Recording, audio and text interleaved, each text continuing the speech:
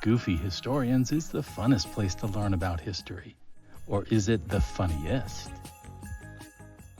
Welcome, everybody. This is a humorous history podcast, and we are the Goofy Historians. Today, we're going to discuss the assassins, also known widely as the Old Man on the Mountain, the Secret Order of Assassins.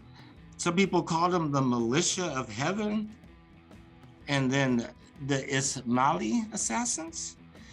I like to refer to them as the history of medieval murder, and my all-time favorite, the Da Vinci Code of Islam. So you can take your pick. Where to begin? I plan to mispronounce like all of these words. I'm just telling you that up front. Not out of disrespect, Lord forbid, but because who really knows what people sounded like 1,000 years ago? Okay, so how do we even know how they sound today? I don't even know how I sound. I mean, we know nothing about Arabic. Oh, that's true. We really are out of our league on this one, but that's okay. So I just want to start off by just kind of framing this a little bit. The saga of the assassins is the history of medieval Islam. It's the story of hundreds of years of dynamic political intrigue, literal castle intrigue, if you will. The Fatimas, the Abbasids, the Turks, the Franks, and the Mongols all vied for control in this ever-shifting landscape. If I just want to back up just a little bit, talk about where the assassins were coming from. Usually, there's a major difference between a dictatorship and a cult. The dictatorship is not a voluntary organization. People find themselves living under a dictator for a variety of reasons, but it's not something you generally sign up for. A cult, at least initially, on the other hand, people volunteer to be members. And when you combine those two, you get the assassins, and you become relevant for centuries. They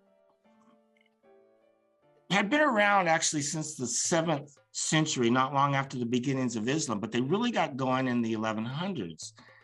And they were always enemies of the Sunni side of the Islam. So kind of by default, they were thrown into the Shia bucket, but as we'll find out later in what they believe section, they weren't Shia. Anyway, what they were was a secret society, so they weren't publishing a lot of information. The Shia were a persecuted minority, so a lot of stuff had to be secret. And the history about them, often told centuries later, is filled with all kinds of myths and stories and duplicates of the same stories, and the followers jumping to death and to show loyalty. A talking head, sultans in a cage. These stories are great, and we can share some of those. But did they happen more than once? Because it sure seems like that. They were written several times. Just real quick, the politics. The Sunnis were always fighting the Shias. There were Turkish Muslims on the steppe. There were the Knights Templars. There were the Crusaders in Jerusalem. The assassins were caught in the middle, and they thrived on the chaos. Their weapon of choice was political assassination, and it worked really well. It worked so well, they brought down the Seljuk Turks, and they thrived for 2 centuries until they tried to assassinate a guy named Monkey. Really, actually, that was his name. So anyway, we'll talk about Monkey in a little. That was Genghis Khan's grandson. So what they believed, who really knows what they believed? When you open the hood, it looks like there's a lot of classical philosophy. Like there's no real God, it's all fake. Only believe what the leader is saying. All the typical cult stuff. But their first leader and founder of the assassins was a guy named Hassan-i Sabah, and hopefully Haley can put up a picture of this guy because he is a straight up killer, even though he wears a pumpkin on his head. He was born in 1050 and died in 1124 in Elamut Castle in Iran. So that guy we do want to mention because he was kind of the original founder. But these guys crossed paths with, so they're kind of like bookends, like you said.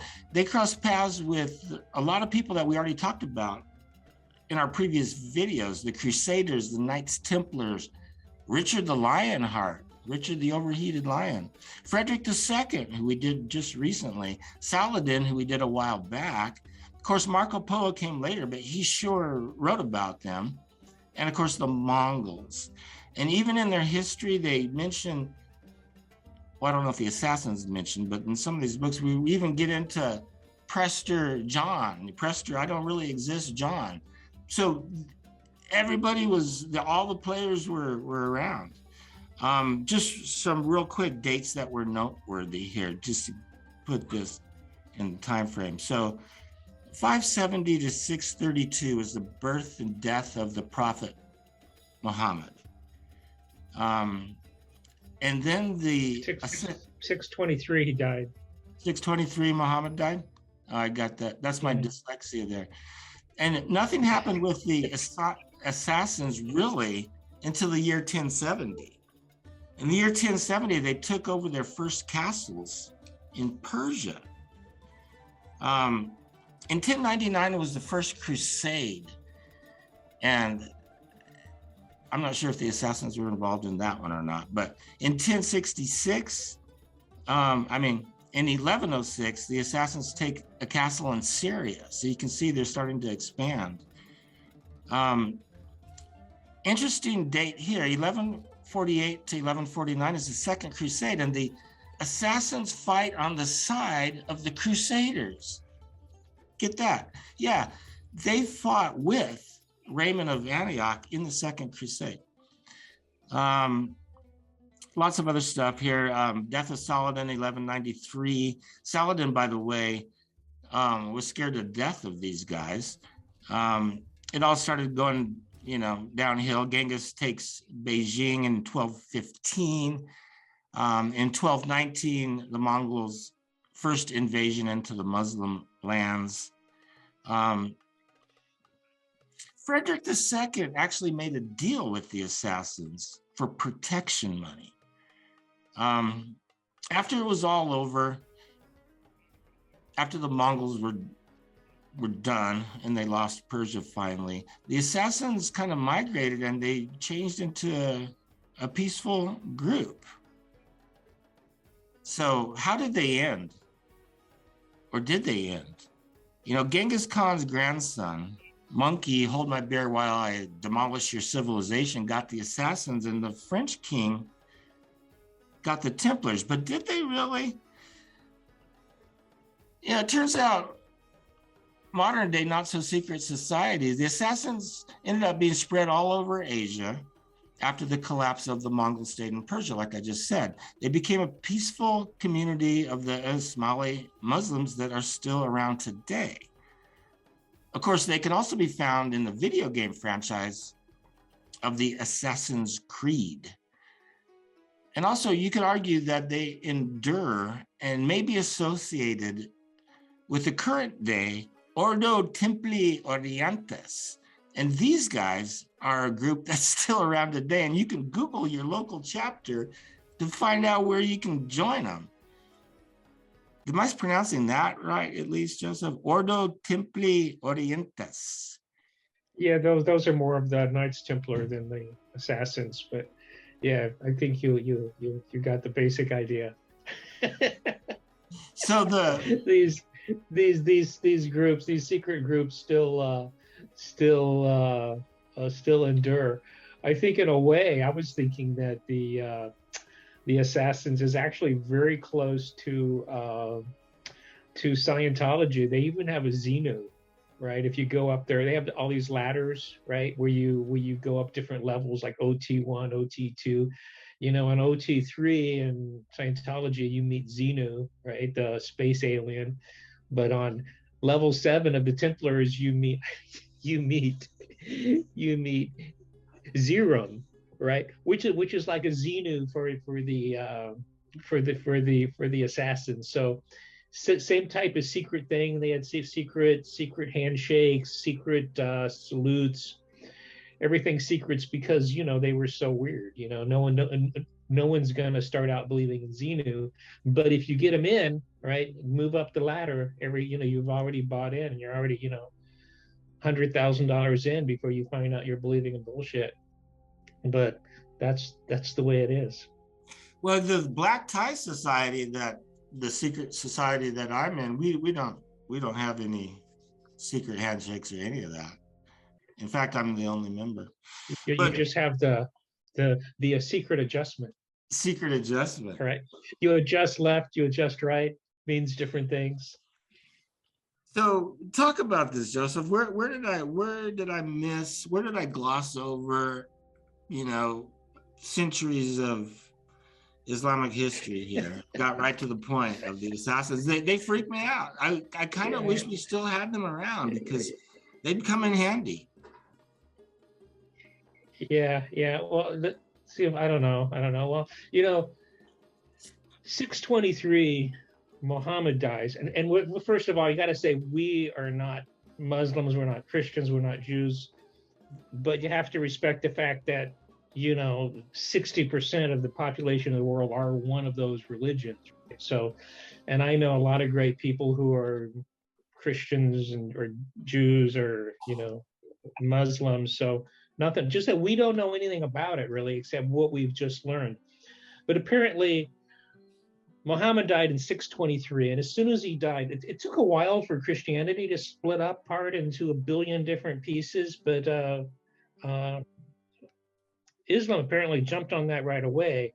As soon as Muhammad died, it sort of divided into those people who wanted Abu Bakr and the people who wanted Ali, who was the son-in-law and cousin of Muhammad, as opposed to Abu Bakr, which was his father-in-law. But Abu Bakr was the father-in-law, but not direct. Obviously, doesn't have direct blood content with Muhammad. Well, Ali's kids through Fatima will. So that was the division. The people who went with Ali and the people who went with Abu Bakr, and that. So the Abu Bakr strain was the Sunnis, which is like 80% of Muslims now. 85% of the population are Sunnis, right? And they're like more of a consensus, right? They kind of decide who their next caliph's going to be. You don't have to be blood related to Muhammad. Apparently, the Shia do. You have to be in a bloodline relationship with Muhammad to become a caliph, right? At least through the first 7 or the first 12 or something, of the 12 versus the 7. But they were a sect of the bigger group, right? But unfortunately, even though they were a small group, they started dividing again, sort of like the Protestants, right? There's like one Catholic church, but man, there's a billion different Protestant churches. So the Shia was sort of like that. They divided and divided and divided and divided. One of the main ones was the Seveners and the Twelvers, and then the Seveners, which were the Ismailis, right? That was the 7th Imam. Now, an Imam is someone who actually is blood related to Muhammad, which is you have to be, right? And the Seveners believe it was after the 7th that quit, whereas the Twelvers, they say it was after the 12th Imam quit. But then the Seveners divide again into the Nizari, right? And the Ismaili, which is Ismaili is still a sect, like you said, but they divided again and again and again. And what happens is the Nizari is a subset of the Ismaili, right? And the assassins are a subset of the or a subset of a subset of a subset. So the assassins are a subset of the Nizari, which is a subset of the Seveners, which is a subset of the Ismailis, which is a subset of the Shia, which is a subset of Muslim. So once you get to that small of a level, there's not many people left, right? And though there was a thing between the Shia and the Sunni, once you start getting this fractionalism, there was a lot going in. There was Shia on Shia violence, right? Are you like a sevener or a 12er? And if you're a sevener, were you a Dazari, or you were a Druze or a Mazdi? So because of they're getting smaller and smaller and smaller subgroups, and they became persecuted within their subgroup, they had to become very secret, right? And they had, like you said, they had the secret handshakes, they had the secret words, everything became secret. But the Nizari, or the assassins, were the ones who became the most secret. And though they were the most secret, they were amazingly secret.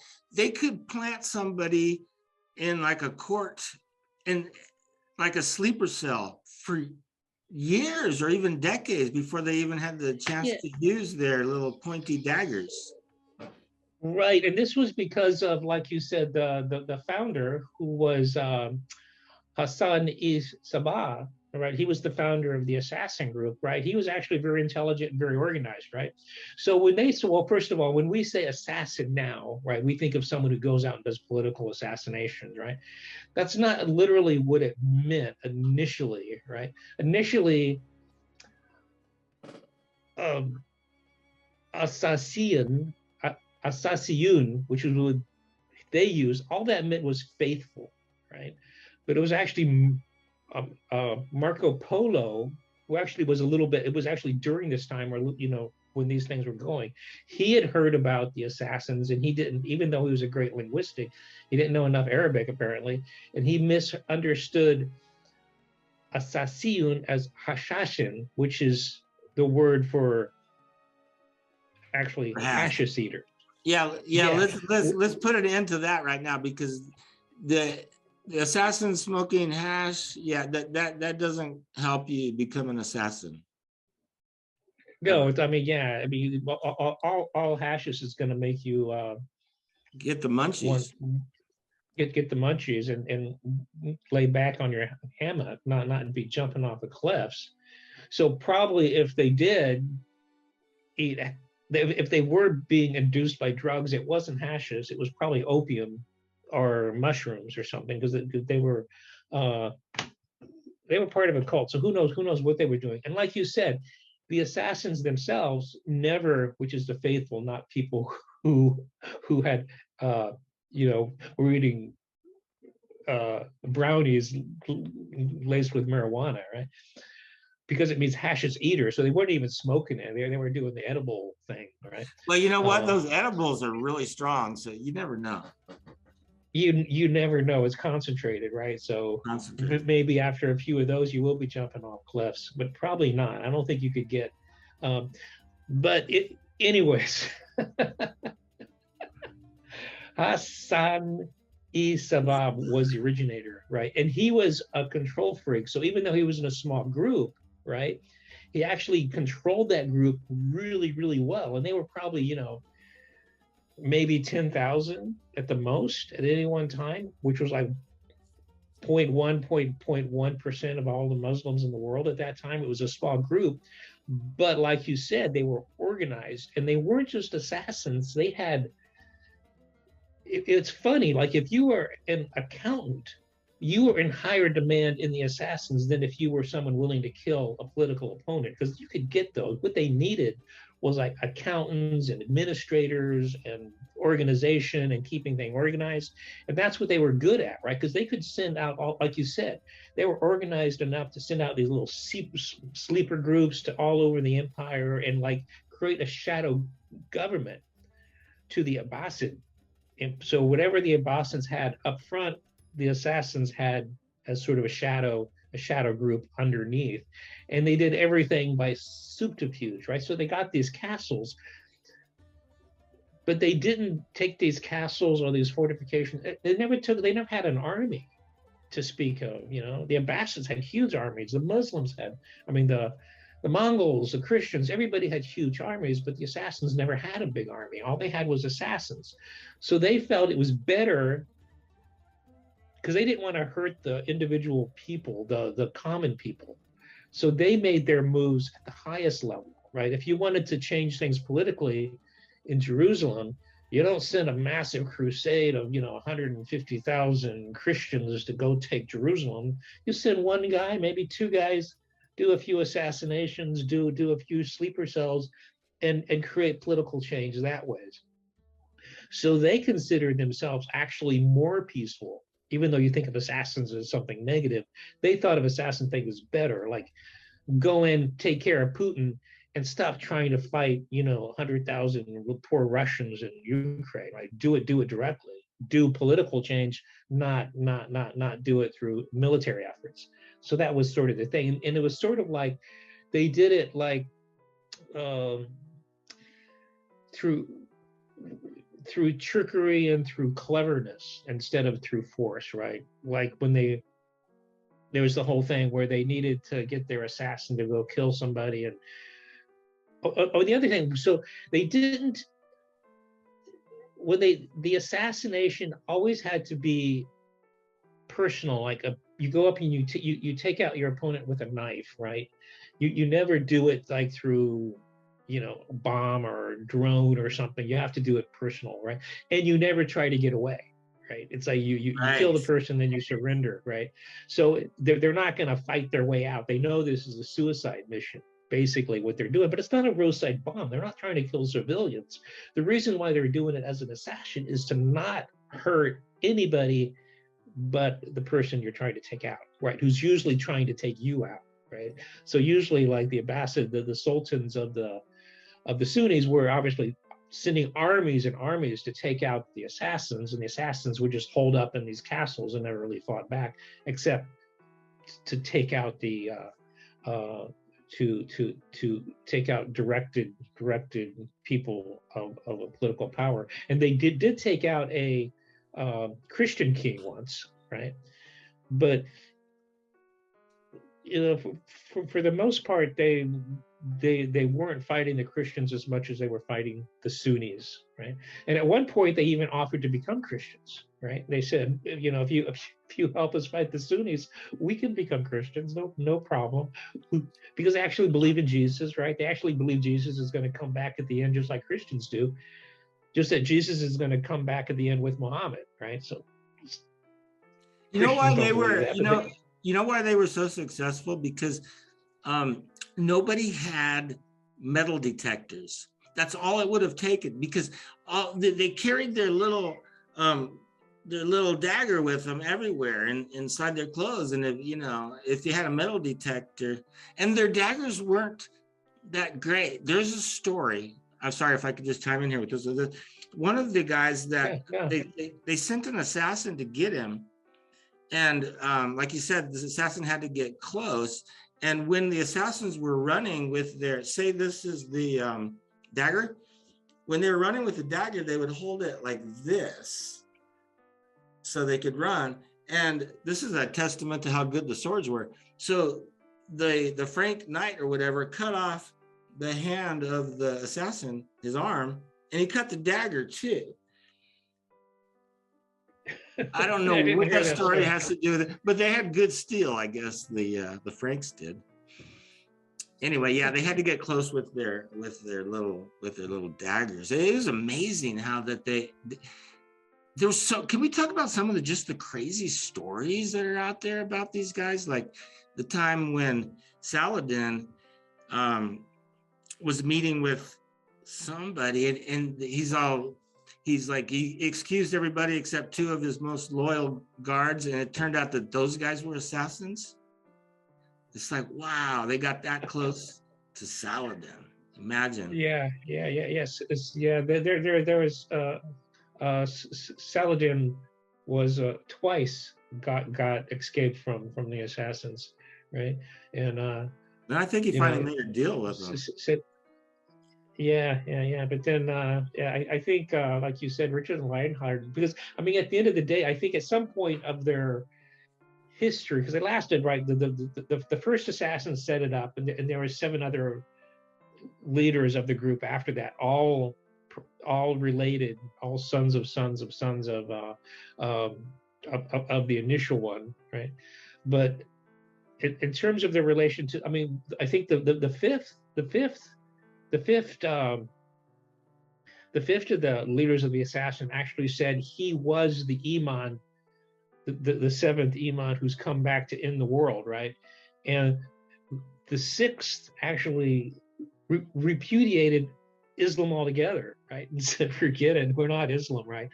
So it was never really clear what they were, right? In terms, I think they were nominally Shia, but yeah, it's like after you fraction that into that small a group, become that specialized, I'm not sure they were actually Shia.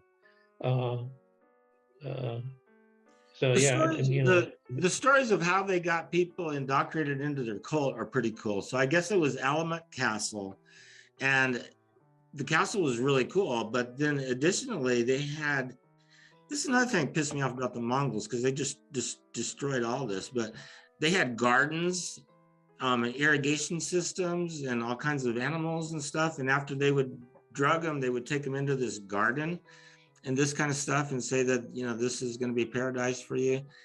Yeah, and the Mongols just destroyed all that. But so there was such a devotion to the leader.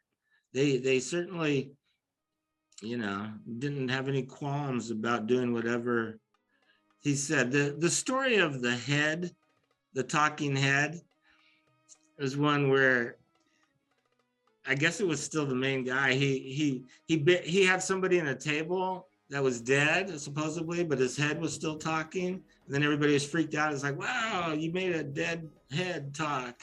And then after they left, he actually killed the guy. No, yeah. So, yeah, what he was saying was that the guy had been assassinated, right? And the Sunnis cut off his head, and he goes, well, look at this guy, man. But then the head starts talking, and the head starts talking about how great it is to be in paradise, right?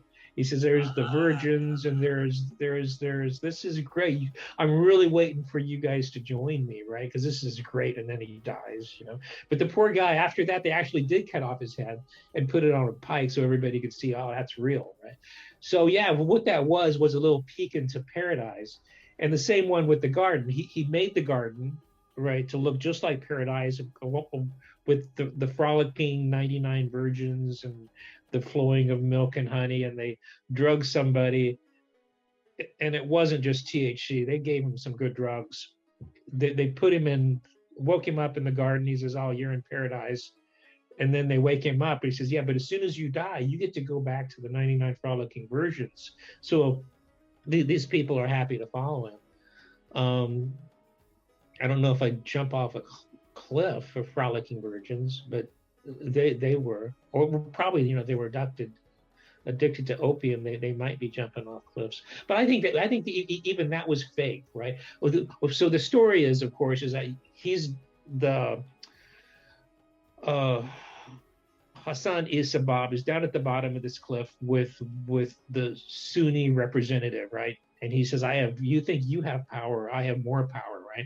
So there's this guy up on the cliff, and he's dressed in white with the red slash, and the Hassan gives a gesture with his hand, and this guy jumps off the cliff into his death, right?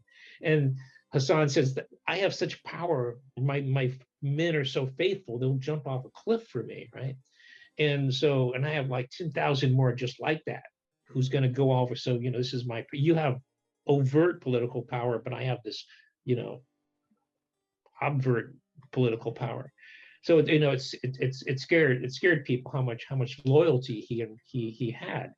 Sure. But that's, you know, up on the cliff, that's a long ways away. That was probably a little trigger mechanism, and just a doll up there dressed in white with the red slash, and they push a button, it boom, falls down. Yeah, I didn't think about that. And it did happen a few times throughout because, you know, the assassins. So every time they needed to impress somebody, they set up the dummy with the button and go, oh my God, these people are jumping off cliffs for this guys. But when the Mongols got their monkey, right, they showed him. They go, well, that's fine, but let me see you do it again. Like let's see you do it. Let's do it 3 or 4 times, and I might be impressed. One guy jumping off the cliff doesn't do it for me. Besides, that's just silly. How does that help? How does that help you? You know, it just And shows what your followers are doing. the Mongols were not impressed with The any of it. Mongols were not impressed by people jumping off cliffs, right? They just go, what? How does that? It's like, what do you want me to take away from this? I have like, you know, a million hordes people on ponies that are about to take you over, and they did. So that was the end of the when their little trick with the guy jumping off the cliff didn't work. If it The wasn't for Muslims the took them over. Chinese, if it wasn't for the Chinese engineers with their siege technology, the Mongols wouldn't have been able to defeat the assassins. Probably. Yeah, the Mongols, well, but the Chinese learned it from the Arabs too. So I mean, it was, who knows, but there was a lot of technology going on, and it wasn't going to stop the Muslims from or the Mongols from taking a fortress. But it was so after the Mongols came in, they took the assassins, they kicked them out of Syria. They moved to Lebanon, right? Or no, they kicked them out of Persia. They moved to Syria, Lebanon, and that was the ones that actually met up with the Templars. It wasn't the original. It was the ones who had already been defeated by the Mongols. Okay. That became the old man of the mountain. But there's also one famous story we got to do at the very end. It was at the very beginning, where there's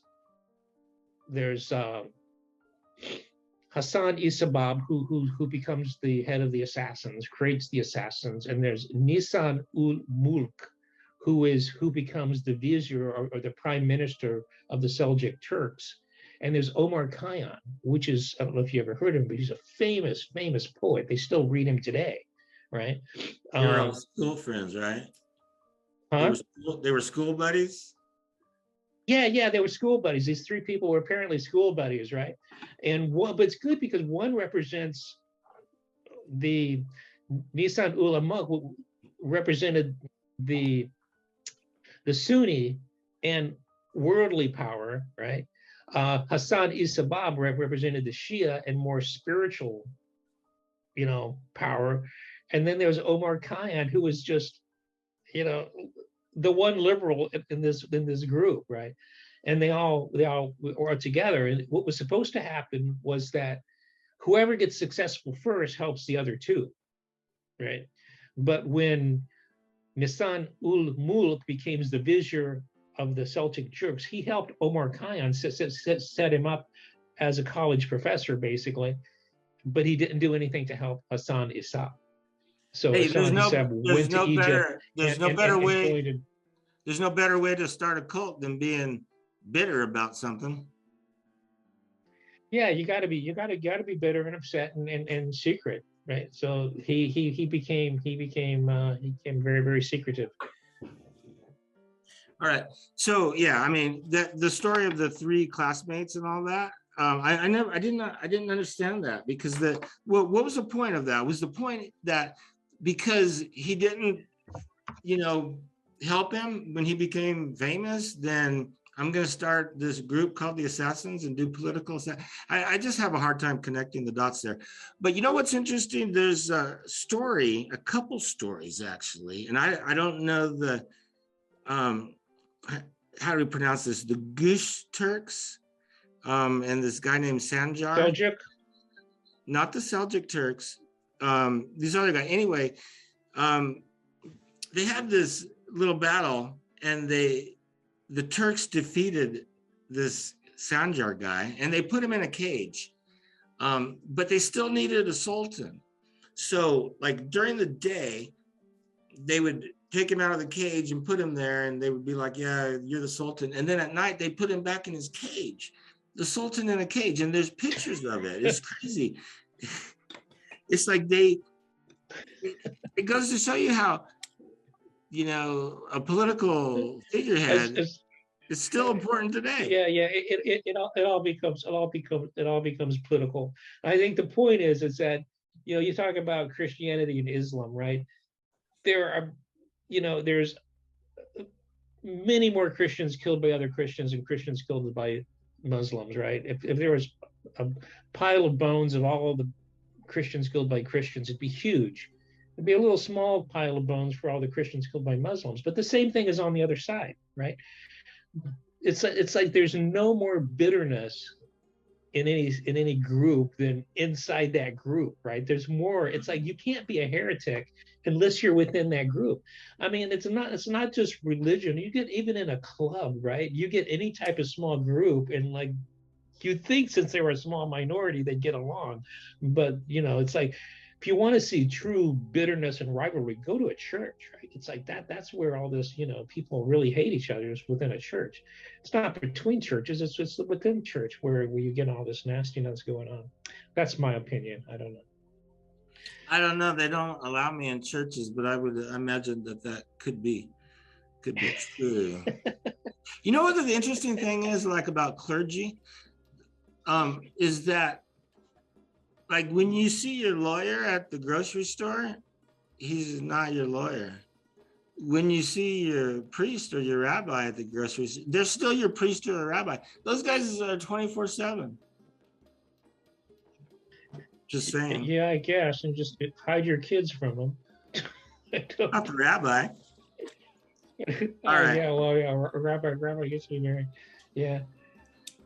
All right, so where are we at with these guys? Did we finish this secret order of assassins? Oh my God, this Ordo Templi Orientis is something too, because I really want to go back and start our own conspiracy theory about this, because the Knights Templar became the Illuminati, and they pulled the strings of Western civilization until today. They still do. Or so the conspiracy theories say. But I think the same thing is true on the Islam side. So the assassins, I think, are still around, and they're still pulling the strings. Oh, because of the video game, right? It is a video game, yeah. The Assassin's Creed. They were not going to let these guys die. They are going to be around. No, they're great. I mean, yeah. Well, there are assassins around. That's true. I mean, people still kill each other. I mean, you don't have to be Muslim to be an assassin. I mean, even the assassins themselves were not necessarily Muslim. So yeah. Yeah, and they did it all with the little dagger. It's crazy. And it wasn't even a good dagger. They had to be close. It wasn't one of those Swiss. It wasn't a Swiss pocket knife, huh? Yeah, and they can make daggers out of. It would have been easier to use a bow and arrow, to get so close. But the idea was not to survive it. So you were going to get hacked. Yeah, the point was to get as close as possible, right? I mean, yeah. it was a personal thing. It wasn't to, you don't want to poison somebody. You don't want to, hurt anybody else. You just want to be close and only take out a very, very specific person. So that's what the assassins are. Yeah. Well, so you have to remember these people were not doing roadside bombs. They were not doing drone attacks. They were not doing, smart bombs or anything. They were specifically going after one person. So I mean, you shouldn't be killing everybody. You're really supposed to love everybody. But if you're going to have a religious war, that's probably the better way of doing it than a friggin' crusade, right? Where you kill tens of thousands of people at one time in religious fervor. I'd much rather deal with the assassins and just take out one leader. Well, they're pretty successful. I think the most notable thing they did was with the Seljuk Turks, because that was a just powerful giant emperor that they took over, I guess, from the Fatimas or the Abbasids or whatever. But anyway, from the Abbasids. Yeah, the Fatimids were in Egypt. Once the assassins finished with them, they were kind of just disintegrated. So anyway, I hope you guys enjoyed this video. There's so much out there. Go ahead and read some of these books. We'll put the bibliography on the show notes, but like you said in the beginning, we're definitely not experts.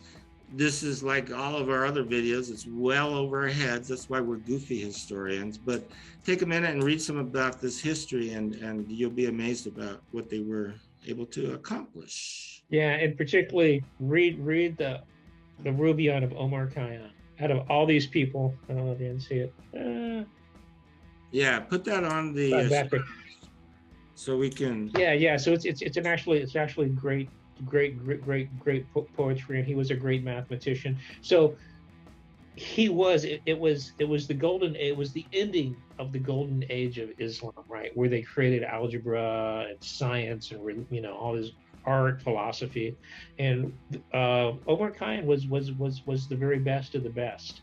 So the fact that these three people were together, right, I don't know, that may be myth too, but the fact that they were all together was pretty amazing. And I wish there was more Omar Khayyam than assassins. Omar Khayyam didn't kill anybody, so that's how I wish it would have gone. That's not the way it went, but it would have been better if he would have been the most successful of the three. Yeah. Well, the Mongols put an end to all of that. Yeah, right. Yeah. So the Mongols put an end to the golden in the siege of Baghdad, which maybe we'll do one on that later. But that was a disaster for the Mongols. Were a disaster for Islam and Christianity, and that for that matter. So, anyways, so the only recommendation is read the Rubaiyat of Omar Khayyam. That's what I suggest, and that's it. That's the end. All right. Well, thanks for watching, everybody. We'll talk with you real soon. Bye for now. Hit subscribe. Goofy Historians is the funnest place to learn about history. Or is it the funniest? Does history repeat itself? Not really. But sometimes it kind of rhymes.